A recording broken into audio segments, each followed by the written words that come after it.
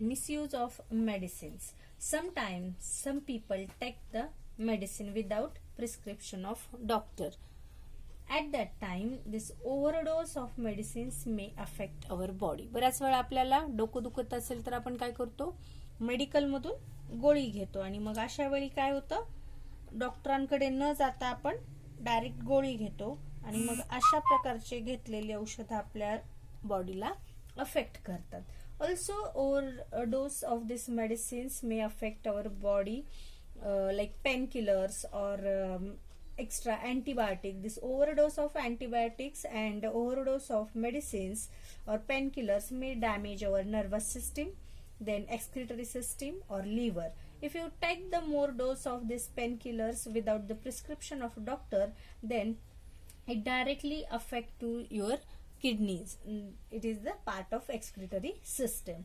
Then overdose of antibiotics may lead to the nausea. Nausea म्हणजे मळमळ. Then stomach ache, पोटदुखी, dysentery, rash, white patches on tongue, etc. Means from this point we can conclude that you don't take the medicines without the prescription of doctor, because the overdose of this different antibiotics or painkiller like medicines affect your body organs. Then next point, that is the generic medicine. What are the generic medicines? Actually they are general medicines, means they are very low cost available, because poor people do not afford the costly medicines. Therefore these generic medicines are the alternatives for these costly medicines. And for this the our government carried out one project, that is the Jan Aushadhi Yojana. Jan Aushadhi Yojana declared by the government on 1st July 2015 also. This generic medicines means these are the manufactured म्हणजे निर्मिती करणं, तयार करणं, and distribution म्हणजे त्याचं वाटप करणं. Manufactured and distribution of the medicines without any patent म्हणजे हक्क, प्रभुत्व. एखादी गोष्ट तुम्हाला जर त्या गोष्टीचं प्रोडक्शन करायचं असेल तर त्यासाठी तुम्हाला वेगवेगळ्या गव्हर्नमेंट परमिशन्स असाव्या लागतात आणि त्या परमिशन न घेता जे औषध आपण तयार करतो आणि विकतो अशा औषधांना आपण जेनेरिक मेडिसिन्स म्हणतो. They are very available at very low cost. So these medicines are without patent. Then these medicines are at par in quality with branded medicines. These generic medicines are equal to the effect of this branded medicines. फक्त फरक काय, branded कंपनीचं नाव झालेलं असतं त्यामुळं त्या नावासाठी, त्या पेटंटसाठी त्यांनी जे पैसे मोजलेले असतात त्यामुळं त्या औषधांच्या किमती जास्त असतात रादर दॅन दिस जेनेरिक मेडिसिन्स. मग जे काही गरीब लोक आहेत त्यांच्यासाठी हे जेनेरिक मेडिसिन्स परवडतात, म्हणून सध्या ओढा कशाकडे आहे, जेनेरिक मेडिसिन्सकडे. Production cost of these medicines very low due to the fewer expenses on research as their formulae is readily available. कारण त्यांच्यावरती रिसर्च वरती जास्त पैसा खर्च होत नाही, त्यामुळं फॉर्म्युला ऑलरेडी त्या मेडिसिन्सचा तयार असतो आणि मग असे मेडिसिन्स मॅन्युफॅक्चर्ड अँड डिस्ट्रीब्यूट केले जातात विदाउट पेटंट. त्याच्यामुळे त्यांची कॉस्ट देखील कमी असते. आपण या मेडिसिनचा जो काही क्वालिटी इफेक्ट आहे किंवा जो इफेक्ट आहे तो ब्रँडेड मेडिसिन सारखाच आहे. Now this government of India declared this Pradhan Mantri Jan Aushadhi Yojana. In this scheme, best quality medicines are made available in affordable prices for the citizens, and this Jan Aushadhi stores are launched for this purpose.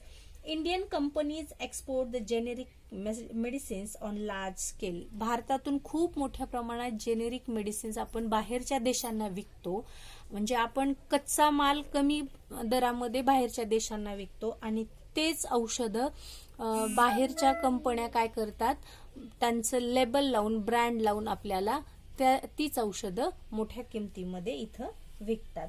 However, those medicines are sold under brand name with very high prices in India. In America, 80% people used this generic medicines. Due to this, hundred of billions of money is saved there. अमेरिकेतील लोक 80% लोक काय करतात, हे generic medicines वापरतात. त्यामुळं औषधांवरचा त्यांचा 80% खर्च हा बचत केला जातो किंवा त्यांचे पैसे देशाचे तिथं वाचवले जातात. Now the next point is lifestyle and diseases. In this health and diseases chapter, we studied the different diseases and also their symptoms and treatment. But there is a lifestyle is one important reason for your diseases. Nowadays, lifestyle includes the daily routine and the type of our food. Habits like staying in a bed till late morning and going to bed at late in night, so frequent changes in meal timing, lack of physical exercise, then consumption of junk food, etc. have been increased. Due to this, such people are getting sick frequently. आपली lifestyle change झाली. आपण आपल्या गावाकडचं जीवन आपण बघितलं तर व्यवस्थित असतं. आपल्या खाण्यापिण्याच्या सवयी, आपल्या आहारामध्ये भाजी भाकरी व्यवस्थित समावेश असतो. पण सध्या जंक फूड, मग पिझ्झा असेल, बर्गर असेल, यासारख्या वेगवेगळ्या जंक फूडमुळे आपल्या हेल्थवरती अफेक्ट झालेला आहे.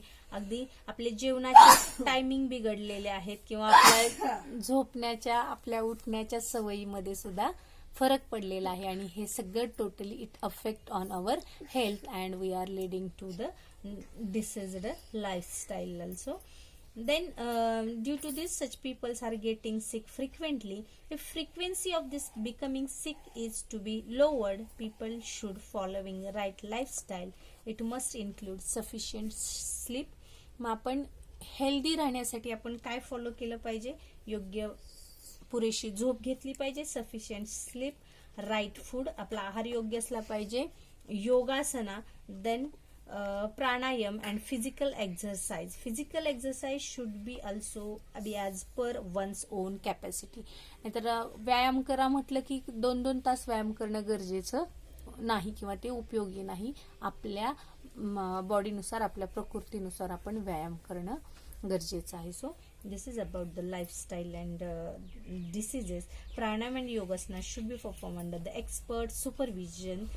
See the videos of pranayam and yogasana. And then the last point is vaccination.